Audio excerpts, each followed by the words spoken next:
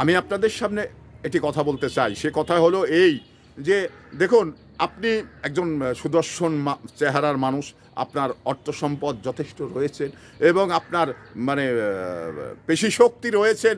তো এই পেশিশক্তি, অর্থ সম্পদ, আপনার চেহারা ভালো, তো এই ক্ষেত্রে কি আপনি মানুষকে মানুষ মনে করবেন না? মানুষকে কি মানুষ মনে করা আপনার ক্ষেত্রে মানে নিষেধ রয়েছে? নিষেধ নেই।